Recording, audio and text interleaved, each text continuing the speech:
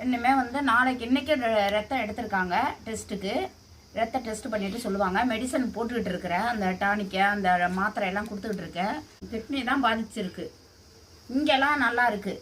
எனக்கு கொண்டு வந்து கொடுத்தவங்க என்ன சொன்னாங்கன்னா, நுரையீரல் பாதிக்கப்பட்டுருச்சுன்னு டாக்டர் சொன்னார், நுரையீரல்லாம் அரிச்சிட்டுன்னு சொன்னாருன்னு என்கிட்ட சொன்னாங்க. இப்போ இங்கே ஒரத்த நாட்டில் பார்த்ததுக்கு கிட்னி தான் பாதிப்பு அப்படின்னு சொல்லியிருக்காங்க. ஆனால் சுவிட்செல்லாம் நல்லா போகுது. டாக்டர் நோயை கரெக்டாக சொல்லுங்கள், பொய் சொல்லாதீங்க. சும்மா நாய் தானே அப்படின்னு நினைக்காதீங்க. இதுவும் ஒரு உயிர் தான்.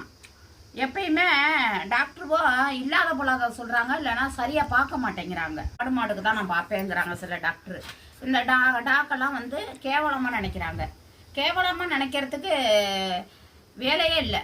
அதுக்கு படிச்சிருக்கீங்கள, அதுக்கான ட்ரீட்மெண்ட்டு நீங்கள் பார்த்துட வேண்டியது தானே சரியா? நுரையீரல் பாதிக்கப்பட்டுருச்சுன்னு தான் எங்களுக்கு ரெக்கார்டு வந்துச்சு. ரெக்கார்டே அனுப்புனாங்க டாக்டர் பேசி. இப்போ நாங்கள் ஒரத்த நாட்டில் பார்த்ததுக்கு இந்தமாரி கிட்னி பிரச்சனை அப்படின்னு சொல்லிட்டாங்க. ஃபுல்லாக செக்கப்பு, ஸ்கேனு, எக்ஸ்ரே எல்லாம் எடுத்தாங்க.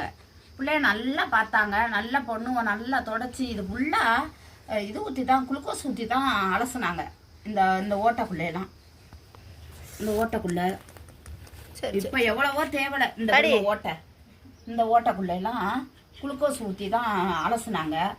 அலசி நல்லா க்ளீன் பண்ணி இப்போ ஒரு அளவுக்கு நல்லா இருக்கா. சாப்பிட மாட்டேங்கிறா. அவங்க போடுற ஊசியில் தான் தெம்பாக இருக்கிறா. முயற்சி பண்ணி பார்ப்போம். Kidney சரியானாதான் operation பண்ணுறேங்கிறாங்க. கிட்னிக்கு வந்து டானிக்கை மாத்திரை எல்லாம் கொடுத்துருக்காங்க. ஒரு வாரத்துக்கு கொடுக்க சொல்லியிருக்காங்க. ஒரு வாரத்தில் சரியாயிடுச்சுன்னா உடனே இதுக்கு ஆப்ரேஷன் பண்ணிடுவாங்க. ஏன்னா இதுக்கு கிட்னி எல்லாம் தெம்பு இல்லாமல் இருக்குது. கிட்னியில் வந்து ரத்தம் ஏற்றி தான் பண்ணணும். நம்ம பிள்ளைய ஒரு பிள்ளை ரத்தம் கொடுக்க கூட்டிகிட்டு போயிடுவேன்.